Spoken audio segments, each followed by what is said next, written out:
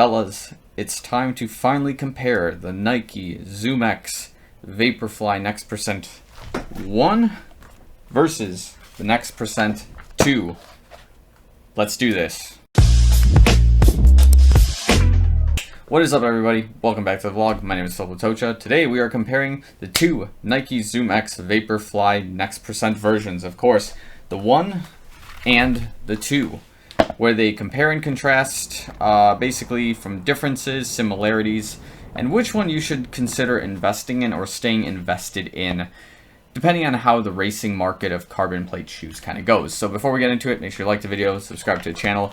You guys know how the rest of this goes. If you are a continued watcher of the content and you are subscribed, thanks so much. Love you all very much. So without further ado, let's just dive right into it. So first things first, let's talk about the similarities between both shoes. That's probably going to be the easiest section to do here because there's a lot. So I'll leave the specs for each shoe respectively right here.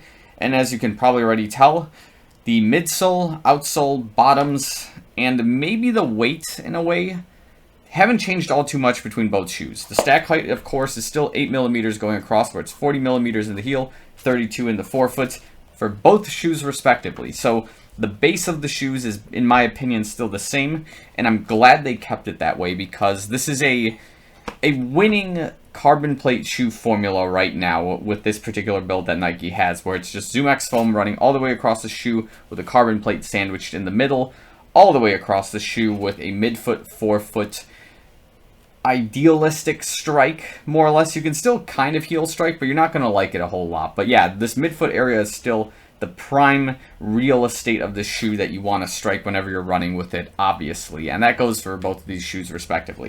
Are there any design differences? I don't think so in terms of like any additions. It's still got these two like reinforcement pads right here in the heel area, probably just to extend the life of the ZoomX if it were to shred or something like that, or, you know, sink into the shoe more or less. So it kind of keeps that all more or less the baseline structure of the shoe pretty stable.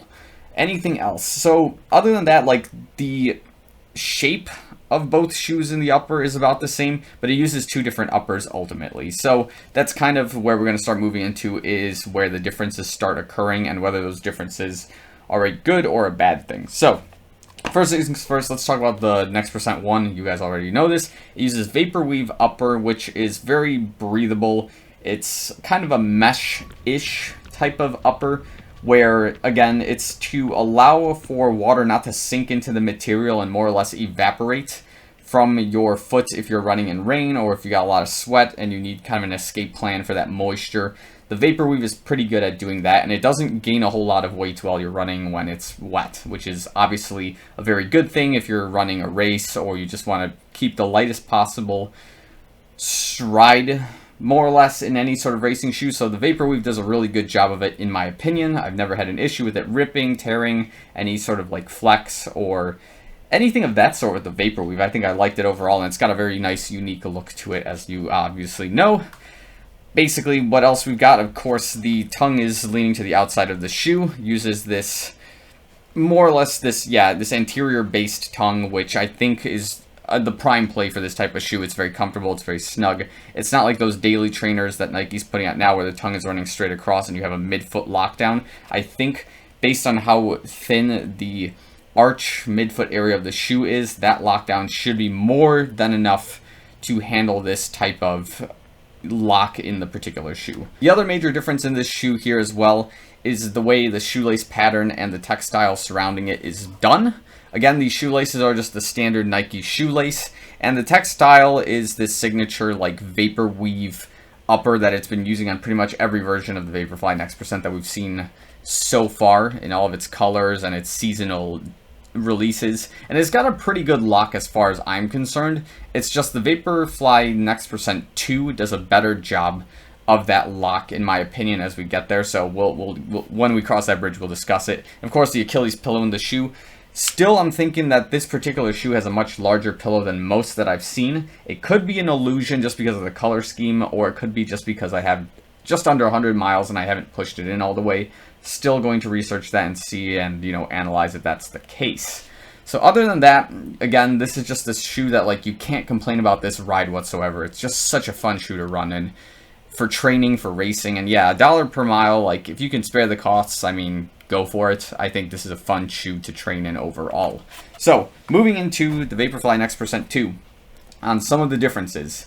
Obviously, one of the major differences between this one and the one is the weight. There's a smidgen less weight in this particular shoe, where in my size right now it's running about 6.6, 6.7 ounces, where in the Vaporfly 1 it's about 6.9 ounces. So that 0.2, 0.3 ounces does make a slight difference in terms of how I'm feeling with my stride, because it does feel like my stride opens up a lot more in this shoe. But after my first run, like I wasn't sure if I had the lockdown correct. Now I'm about in my second run with this shoe, and the lock is getting better. And that's what I think we're going to discuss first, is we're going to work from the shoelaces into this upper. So in the shoelaces, again, they're kind of these serrated, bumpy shoelaces where, again, the purpose of this on the Alphafly, from what I remember, was to get that perfect lock and then prevent the shoelaces from more or less like tucking back in while you were running, or if you were like moving your foot in the shoe, it wouldn't more or less, I think the word I'm looking for is expand. It would just keep locked in. And that's, I think, what the purpose here for this particular shoelace pattern is to lock it in and prevent that, more or less, that movement from your foot to loosen the shoe. And then again, it uses a different kind of textile than what was used in the Vaporfly Next% 1, which this is where my concerns were originally and where I was very skeptical about this particular lock, is that the textile doesn't seem to lock very well. Like the shoelace doesn't want to grip the textile in the way I would like it to lock it down. And maybe, again, this is just something I have to keep cycling over and over until it does lock down. But from my first run, and maybe kind of from my second one, it doesn't seem to be locking as well as I would like to. And this was something I was also concerned about with the upper, is that because the upper just moves around so much, it's just so loose. Like, is this upper going to allow for this lock to happen because of how loose and how soft it really is? I don't know. We're just going to have to see as we continue playing along with this if this is the right play, or you need something more stiff like an atom knit, or you need a vapor weave for this type of shoelace pattern to work. Again, another similarity is that the tongue does go on the anterior side of the shoe. That's still a really good thing overall. Again, this tongue is a little bit shorter than normal though, and that's something I've been reading online, and like because of that, I'm a little more conscious of it. But yeah, it's interesting that it's a little bit shorter. I don't know if it's making a huge issue while running with the shoe as of right now, but I can imagine why some people would really not like it. Next, of course, the upper itself. This is the big kahuna difference between both shoes. It's using this fusion of what I think is like Flyknit and like an atom knit design in this upper, and in a way it's very breathable, which is excellent during like a hot day or a day where you need to evaporate moisture out of your feet, and this is like the perfect shoe to do it. And again, I think it's a good way to reduce the weight of the shoe because of how less material there is to allow for that openness. And yeah, I think the upper so far is working. I haven't run it through like rain or anything to determine how that's going to make like the weight of your feet overall gain that type of weight. What I'm saying is, like, if your socks get wet, you're definitely going to retain some moisture there. I don't know how much moisture is going to be retained from like a sock versus in this upper, and how much more impact that will be in the long run. So again, something to continue analyzing and to experiment with eventually. And then of course, one of the other major differences with the uppers between the shoes is that it's using some kind of like plastic painted design kind of decal, which I think is used to reinforce the midfoot. Not the midfoot. It's used more to like reinforce the toe box area of the shoe so far. And if that's the design intent, then I guess that's a good thing. You can never have too little reinforcement of this toe box area, because people can probably rip through this mesh if they weren't careful. I don't think this is an issue in the vapor weave whatsoever. At least personally, I didn't rip it, but I can imagine there may have been some instances, and that's not really good if you're in the middle of the race and you rip the shoe. So with especially like a Flyknit atom knit fusion like this, I can imagine why reinforcing this toe box would be a good idea. So that's, I think, the major differences between both shoes as far as I see them. So I think the major question here is, should you invest in the Vaporfly 2 versus the Vaporfly 1 in your racing regiment? Personally, I guess that's just your choice. It's something you're just going to have to experiment with if you like the vapor weave feel versus this type of feel.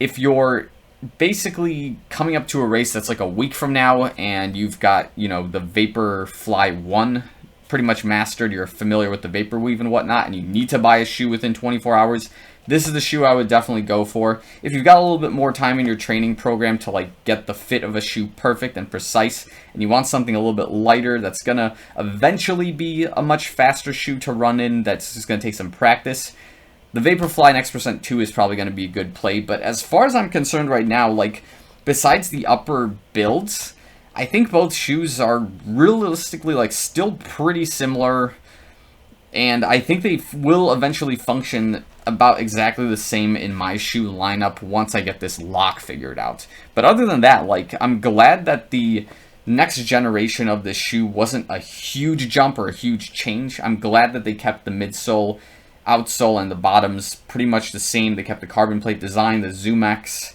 all pretty much standard to this shoe, and I think that's going to be the most important part when it comes to, of course, selecting these shoes, if not, using either one as like a training shoe or a race shoe overall. So that's just my opinion. I think both shoes are interchangeable on how you want to use them. I think it just depends on your, I guess, race kit. If you want to be like plus 10 speed and have some charisma, this is going to be a good shoe to run in. If you want to have plus 15 speed, reduce a little bit of charisma, but get like plus 10 dexterity overall, this is going to be a good shoe to run with overall. Hopefully that joke flies. I don't think it will, though.